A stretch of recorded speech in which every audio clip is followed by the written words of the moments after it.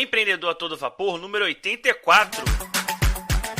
Todos os dias, Thiago Compan traz uma nova entrevista com um empreendedor mostrando que a crise sempre existiu, mas que não fazemos parte dela. Esse é o Empreendedor a Todo Vapor.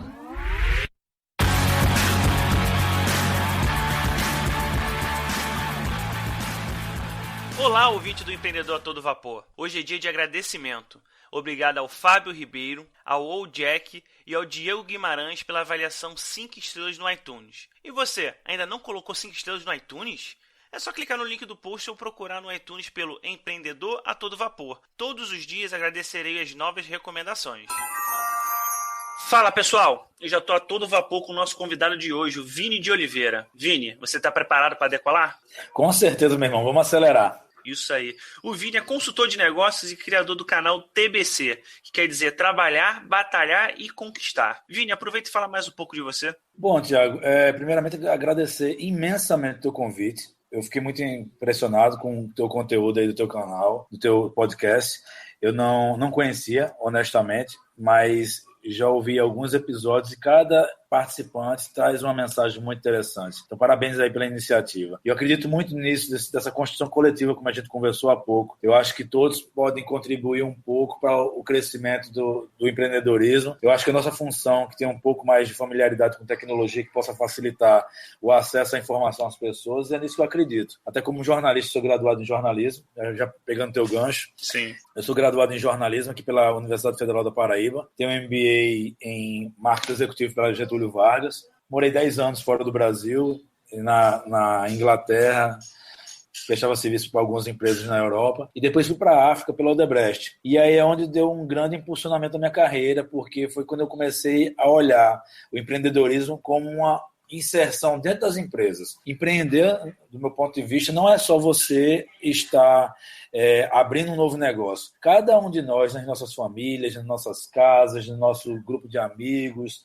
dentro das empresas onde a gente atue, a gente tem que ter uma visão empreendedora até para que faça a consolidação desses grupos. Então, acredito muito nisso. E aí, quando eu voltei ao Brasil, completou 3 anos agora em dezembro, está completando 3 anos, comecei a empreender. Eu trouxe uma ideia que eu iniciei na Inglaterra, que é a agência Visual Revolution, junto com um amigo meu, Jimenez Ribeiro, que é um dos grandes programadores que eu já tive contato na minha vida. O cara é um analista de sistema sensacional. E aí nós começamos, quando a gente morou na Inglaterra, a gente dividiu casa lá, a gente iniciou esse projeto de criar uma agência que tivesse uma visão que atendesse a área de comunicação, marketing e internet para micro e pequenos negócios. E aí ele voltou um pouco mais cedo, casou, eu continuei ainda fora do Brasil. Quando eu voltei, a gente pensou junto aí esse início desse projeto, retomar esse projeto aqui no Brasil. E tem dado super certo. E a partir daí eu comecei a também me envolver com empreendedorismo digital, com algumas startups. Participei da criação de uma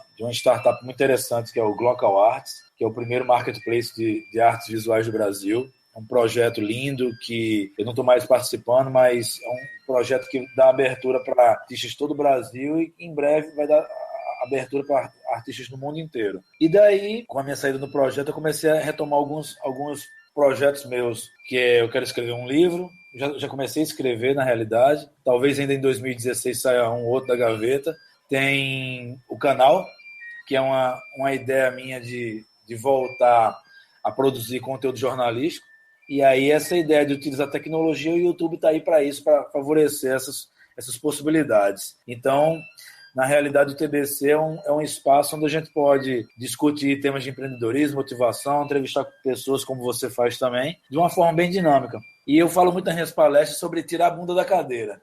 E aí, esse é um termo que eu uso muito, que eu acho que quem está na área de empreendedorismo não pode ficar sentado numa cadeira esperando que o negócio vá acontecer. Você tem que enfrentar, você tem que ir de encontro ao teu cliente.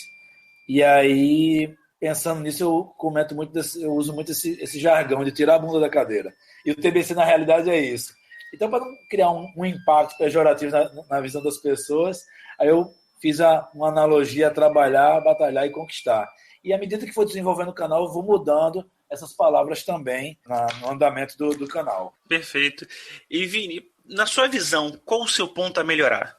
Tiago, eu preciso melhorar ainda muita coisa do ponto de vista de organização. Eu não sou um cara muito organizado. Eu prego muita organização, mas eu ainda tenho muito a melhorar. Ontem mesmo eu passei o dia organizando nota fiscal aqui em casa e tal. Então, realmente, eu tenho um pouco de dificuldade com relação a processos burocráticos, tipo organizar papel, organizar documento. Então, isso aí é um ponto que eu preciso melhorar muito, com certeza.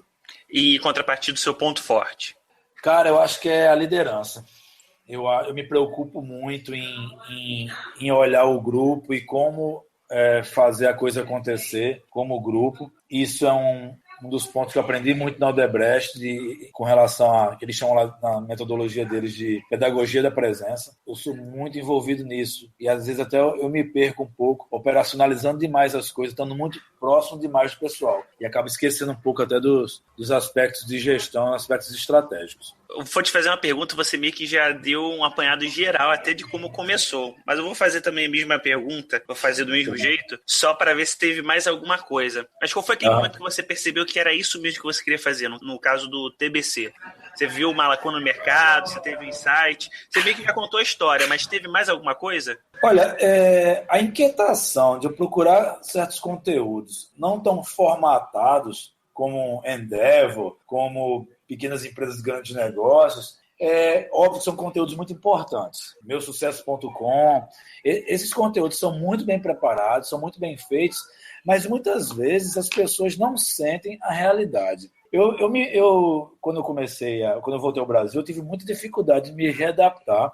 Eu ainda não me sinto muito adaptado após esses 3 anos, mas formalizar o negócio foi muito difícil. Até hoje eu ainda bato cabeça com relação a isso, com quase 3 anos de empresa. Então, pensando nisso, que eu comecei a visualizar e comecei a procurar conteúdos com esse formato. Não achei um empreendedor dando a dica, para você abrir o negócio, você precisa ir na junta comercial, fazer isso, isso e isso. Então, esse é o grande lance do TBC. Em 2016, eu vou focar muito nisso aí. Qual é o primeiro passo? Qual o contato? Como é que eu vou ter que ter o contato para abrir minha conta pessoa jurídica no banco? Como é que eu faço para fazer um plano de negócio agora sem aquela coisa muito formal, muito pesada? Que outras possibilidades eu tenho?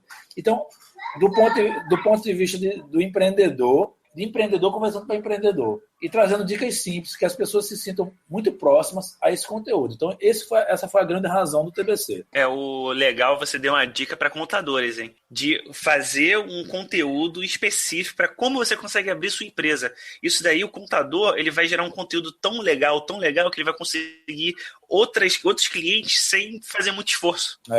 Eu sou professor universitário aqui e eu atuo aqui na maior faculdade particular que tem aqui na Paraíba. E aí eu falo muito para meus alunos, o filão de mercado para quem tem a visão de tecnologia para atuar na parte de contabilidade, principalmente, o cara vai ter um filão muito grande. Porque eu sinto essa dificuldade no escritório com que eu executo as minhas ações. Porque o pessoal, eles não conseguem entender a nossa dinâmica, muitas vezes. De que você tem que pivotar, que você tem que mudar de direção muito rápido. E eles, de repente, estão muito acostumados com modelos de negócio tradicionais, como uma farmácia, uma padaria, enfim, e não conseguem entender. Para eles, parece que a gente está atirando para todo lado. E muitas vezes é uma necessidade de você se ajustar à realidade do mercado. Então, eu penso que o que você levantou, essa bola que você levantou agora, Thiago, é muito importante. O pessoal de contabilidade, em vez de pensar em estar brigando pelos modelos tradicionais, eu acho que eles precisam evoluir, como também a área de direito. Sim. Existe uma necessidade muito grande aí de advogados que entendam de direito digital, de questões de patente, de questões de sociedade, mas do ponto de vista digital. Porque nos modelos de negócio tradicionais, já consolidados há muitos e muitos anos,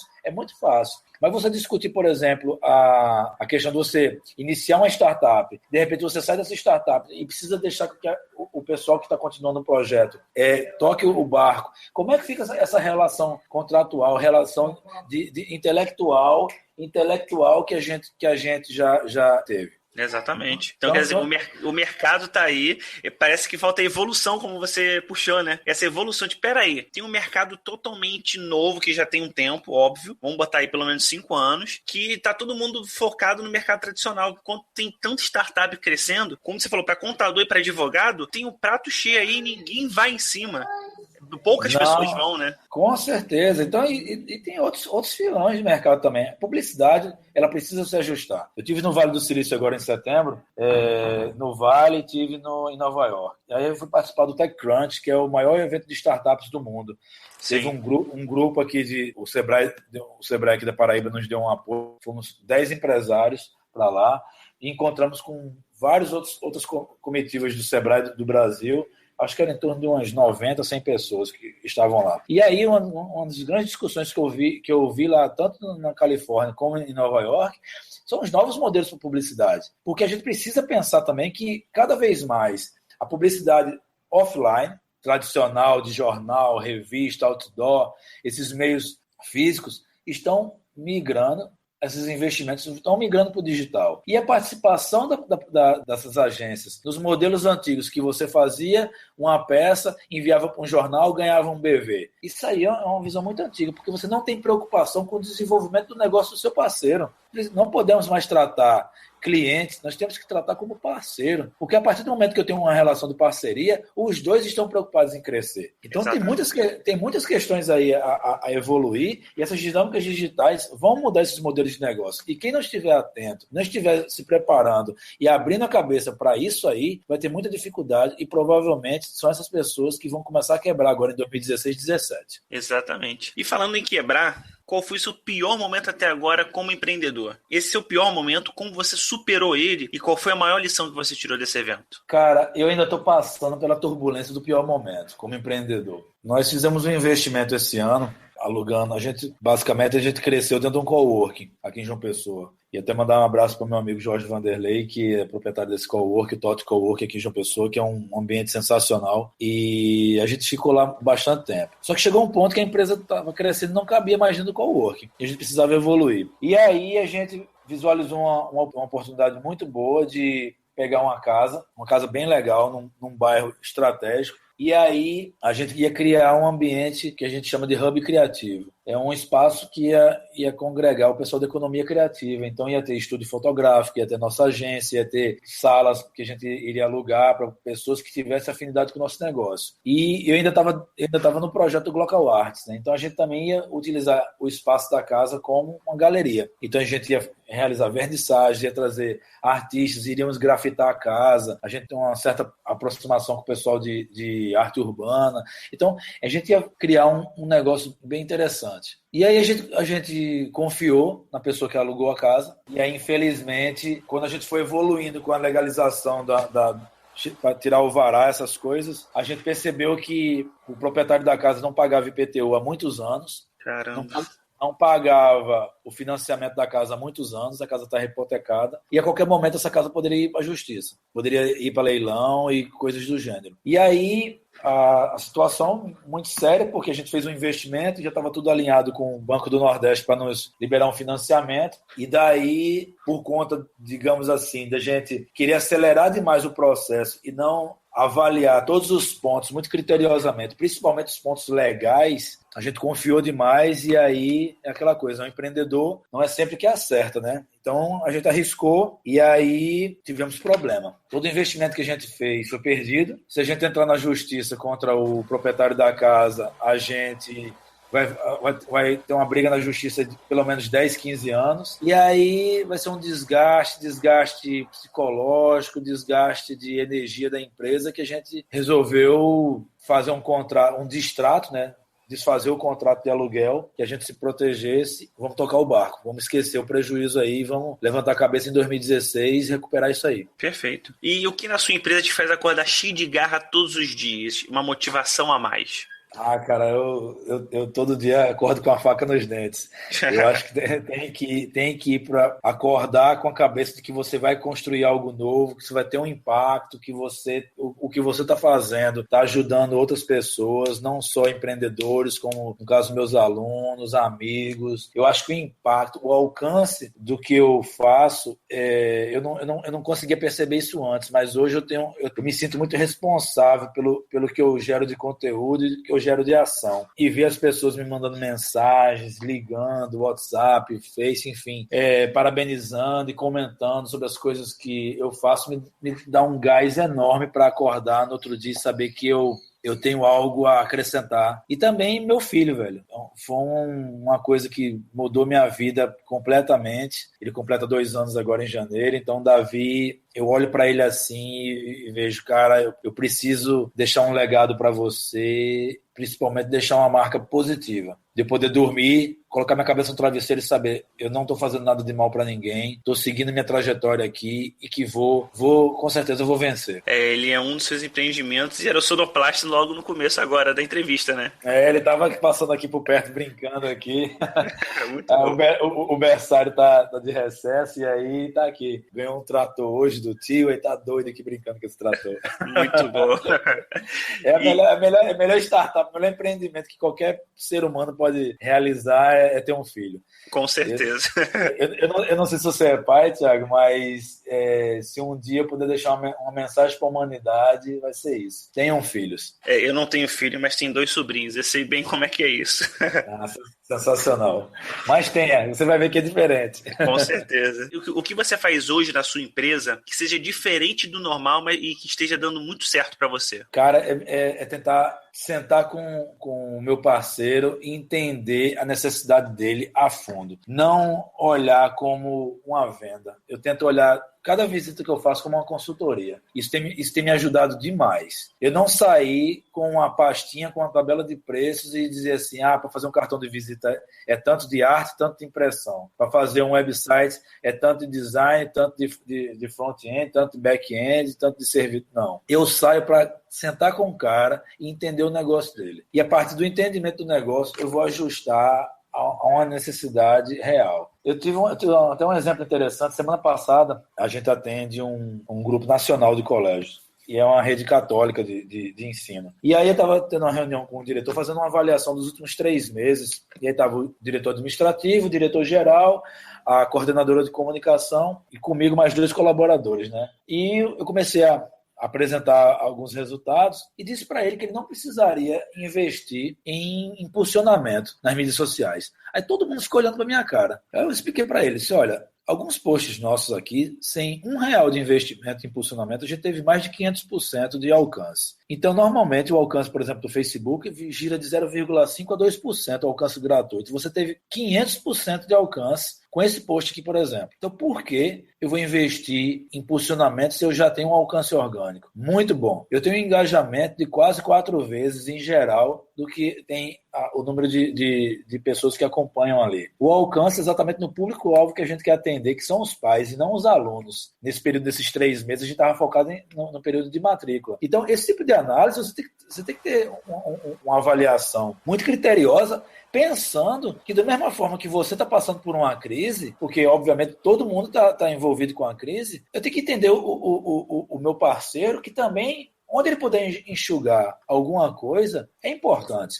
Qualquer R$500, R$1.000, R$10.000 que ele puder economizar vai ser relevante para o negócio dele. Com certeza. Então, eu não saio da empresa e a recomendação de todos que estão conosco é que nunca saiam para fazer venda, saiam para fazer consultoria, porque a partir daí eles vão ter uma visão de que a gente precisa entender o nosso parceiro, e a partir daí ele vai entender que a gente está com ele crescendo, e quando ele crescer, ele vai querer crescer conosco também. Você está mostrando um diferencial da sua empresa, apenas isso. Exato. Eu não estou preocupado com o meu concorrente, eu respeito demais meus concorrentes, eu tenho uma amizade com muitos meus concorrentes. Paulo, que você entrevistou, é um concorrente meu. E nós temos uma relação de amizade muito grande. Eu, ele, Bruno, que é um dos sócios dele. Somos amigos, a gente chegar e se encontrar. E nem por isso a gente chega e tem uma competição desleal ou de capitalismo selvagem, de que eu quero derrubar eles. Pelo contrário, eu quero que eles cresçam, porque eu vendo meus amigos crescerem, eu vou estar feliz. E tem espaço para todo mundo. Ótimo. O mercado é muito grande. Pensar que a gente está na crise, porque o mercado está difícil, cara, eu digo para você uma coisa, enquanto tem muita gente chorando aí, eu quero estar vendendo lenço para esse pessoal, porque enquanto eles vão estar reclamando do que está acontecendo, eu vou estar ali com sangue nos olhos, com a faca nos dentes para ir para cima do mercado. Perfeito. E se você pudesse ter um mentor por um dia, Vini, ele sendo fictício ou não, de qualquer época da humanidade, quem seria essa pessoa e por quê? Cara, eu tenho muita vontade de trocar uma ideia com o Flávio Augusto, do Geração de Valor. Eu admiro demais a trajetória dele. Tem outras pessoas que eu admiro demais. O Lehman é um cara interessante. O O Abílio Diniz, eu acho que é um cara sensacional também. Enfim, tem uns caras que eu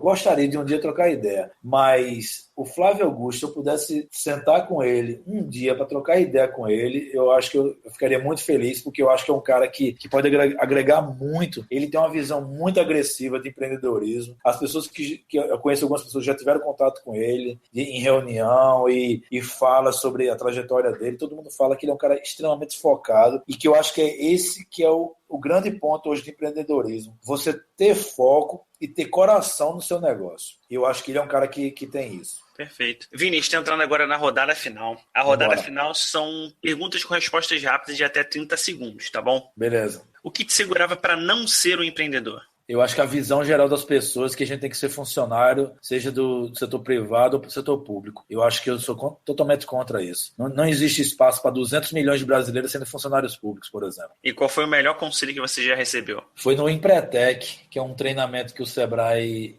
realiza e que a gente precisa realmente vestir a camisa da sua empresa se você quiser ter sucesso no seu negócio. Acreditar de verdade no seu negócio, não ter medo de trabalhar 16, 20, 24 horas, que se for necessário, que é pelo bem do seu negócio, você não pode ter medo de enfrentar. É ter brilho nos olhos, né? Sim, demais. Continuamente, todo dia. E qual hábito você percebe que ajuda a manter o seu sucesso? Buscar ter foco contínuo, porque muita coisa na trajetória do empreendedor te leva a querer desistir. Eu acho que resiliência é a grande palavra. Você aguentar a pancada e utilizar essa pancada para ter uma reação à altura. Então, você precisa realmente enfrentar o desafio de empreender, que não é fácil. Se a pessoa acha que ser empreender é acordar todo dia e ir para a praia, ou dormir cedo, todo dia estar no happy hour, eu acho que é melhor procurar uma outra estratégia, porque empreender não é isso. Com certeza não é isso. Empreender é realmente você ter uma proposta de valor real para o mercado, e a partir disso aí é que você vai ter resultado. Perfeito. E você possui algum aplicativo ou site que te ajuda sempre, que você poderia compartilhar conosco? Cara, para mim, a melhor startup do universo se chama Zero Paper. Opa. Eu logo quando comecei a empresa, eu tentava organizar as coisas em planilha do Excel. E eu já não sou um cara organizado, como eu comentei no início. Sim. E eu ia ter muita dificuldade com aquilo ali. E aí eu descobri o Zero Paper, por acaso. Ele é um serviço gratuito, mas você obviamente tem uns planos lá que você pode ter mais de uma conta, pessoa jurídica e tal. E para o tamanho do meu negócio, até hoje, me serve perfeitamente. Eu indico para todas as pessoas que, para você organizar seus fluxos, cadastrar suas notas, suas entradas, suas saídas, ter uma organização mínima, eu acho sensacional. Para o contador, ele não ajuda muito. Mas para a sua organização interna, você saber as suas entradas, as suas saídas, essa organização geral de uma empresa, o Zero Paper é sensacional. Com certeza, eu uso aqui em casa para a empresa de tradução que eu tenho com a minha esposa, e isso daí é o norte que a gente tem, de ver se tá tudo certo, se está entrando dinheiro, as contas que tem para pagar funcionário e por aí vai. Perfeito, Zero Paper ajuda demais. Não, eu sou encantadíssimo, eu quero um dia ir no escritório deles para agradecer, porque o sucesso do meu negócio é totalmente ligado à existência do Zero Paper, porque se eu tivesse no Excel, com certeza eu não estaria tudo desorganizado, e eu não tinha capital no início para pagar uma pessoa para estar fazendo isso. Porque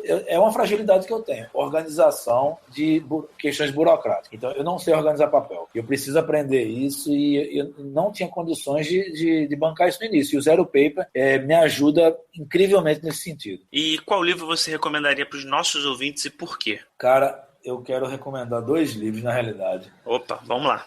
Um é o Monge Executivo, que eu acho que é um livro fininho, mas é um best-seller sensacional para ajudar a pessoa a olhar de uma forma diferente o posicionamento dos seus colaboradores. Como você se aproximar dos seus colaboradores, como você dar um feedback positivo para o cara, como você olhar de uma forma diferenciada o negócio. E o outro que eu acho que me ajudou muito é Que Mexeu no Meu Queijo, que também é um best-seller e eu acho que também é uma leiturazinha rápida. Eu, em algumas oficinas que eu ministro, eu até tenho um videozinho, né? Deve ter uns 6 minutos no YouTube, que ele traduz o livro, e é muito interessante, porque a gente tem que estar continuamente insatisfeito, uma insatisfação positiva, que você veja assim, pô, eu posso crescer nesse aspecto aqui, existe essa brecha no mercado, isso aqui pode ser feito, essa necessidade aqui não está sendo atendida, e isso faz que você não deixe ninguém mexer no seu queijo. Esse videozinho aquele de desenho dos ratinhos? Isso, exatamente. Eu vou colocar no post do podcast, que realmente vale muito a pena. Não,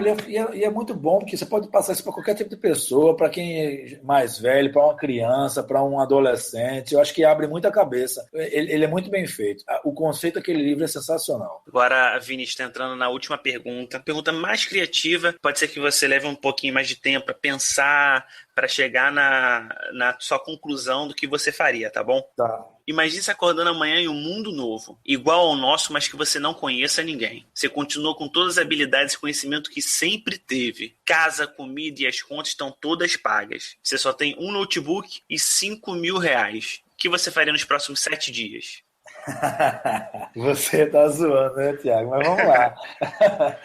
Sensacional a pergunta, meu velho. Sensacional. Cara, uma coisa que eu aprendi, principalmente quando eu fui para Inglaterra, é que no meu primeiro dia de trabalho lá, para contextualizar, deixa eu contar um pouco dessa história aí da Inglaterra. Eu terminei meu curso de jornalismo, eu me achava muito inquieto com o cenário aqui de João Pessoa. É uma cidade linda, belíssima, enfim, é maravilhoso. Mas as pessoas têm uma mentalidade um pouco fechada, um pouco pequena, ainda hoje. E aí eu resolvi botar a mochila nas costas e fui para Inglaterra. Eu não tinha dinheiro, não falava inglês, não conhecia ninguém. E daí, você precisa se virar, porque eu, sem dinheiro, precisava pagar as contas. E aí, meu primeiro emprego foi conseguir um contato na internet, conversando com pessoas, no Orkut, enfim, contatos. Na época era Orkut, né, 2003.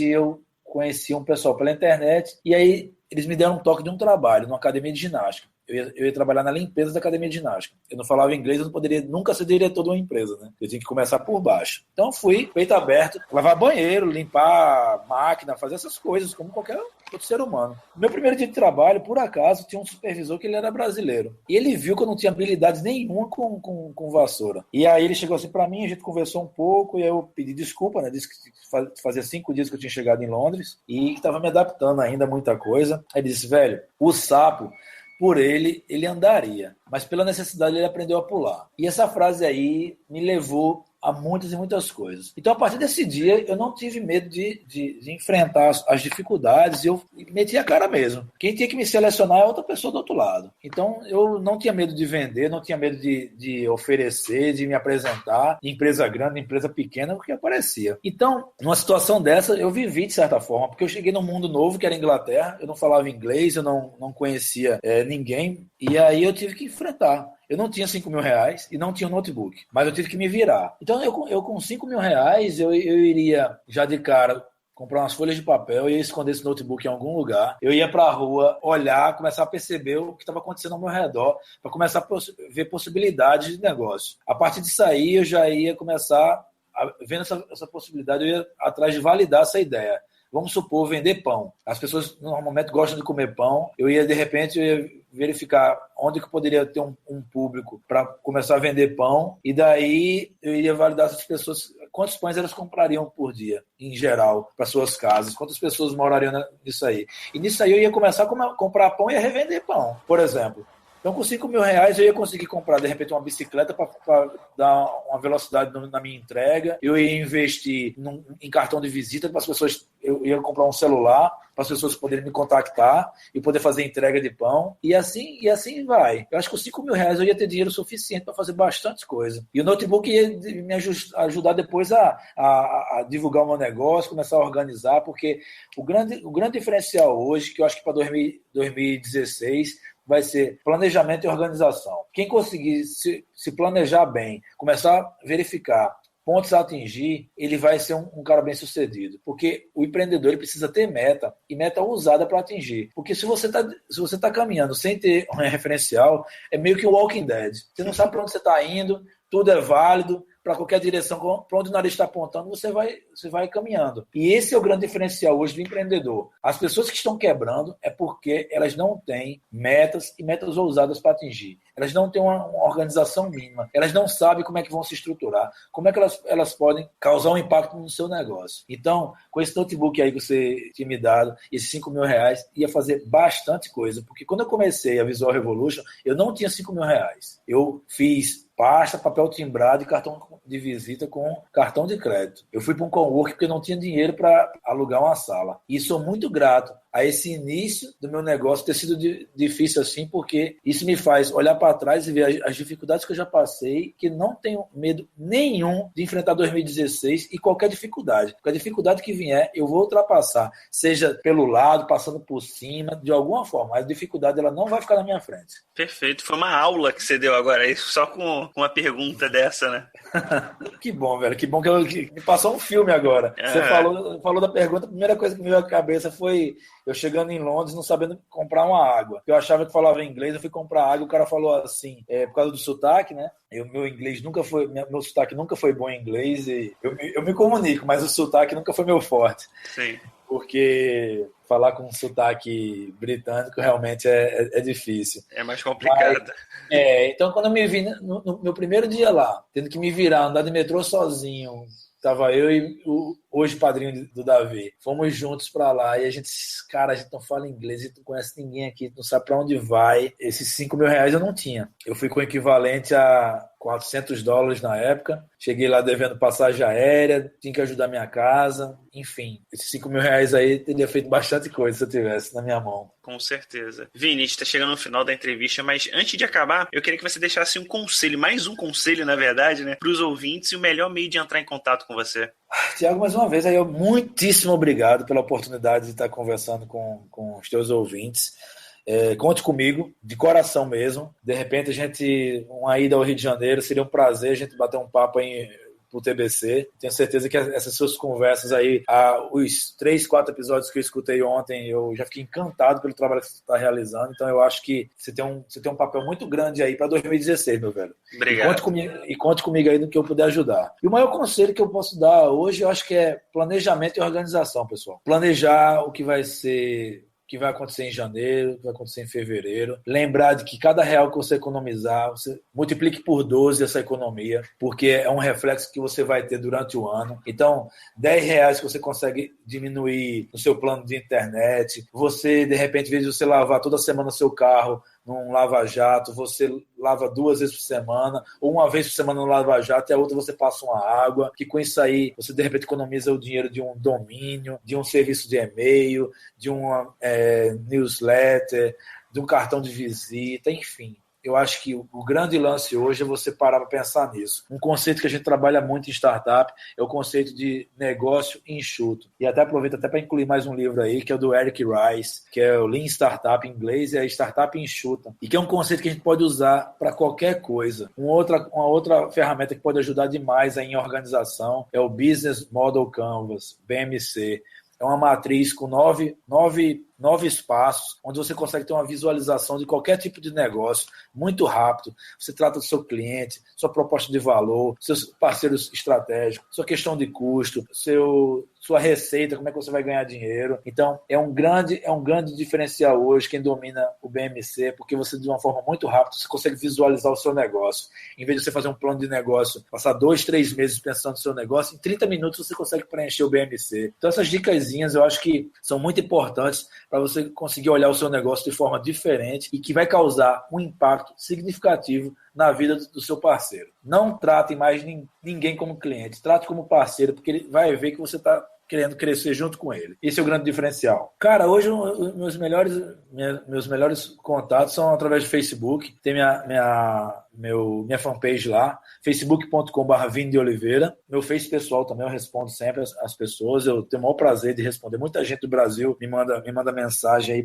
com dúvida, com questões principalmente de startups e tal. O canal, né? Eu tô brigando aí para chegar ao número de inscritos para conseguir botar lá youtube.com/Vini de Oliveira. Eu vou conseguir chegar a esse patamar aí em breve, se Deus quiser. Então, esses meios aí, né, são as melhores formas de conversar comigo. E meu e-mail, né? info@vinideoliveira.net. Beleza, Vini. Mais uma vez, muito obrigado pela entrevista. Tiagão, conte comigo sempre, meu velho. Um feliz ano novo para você, para sua família toda e para todo mundo aí que está acompanhando o Ivapor, esse seu podcast aí que está arrebentando, meu irmão. Um abraço mesmo. E vamos para cima de 2016, pessoal, que a gente vai vencer.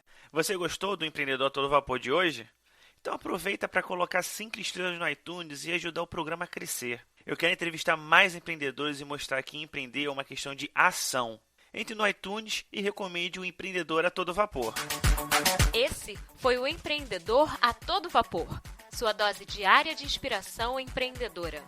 E você, está preparado para decolar?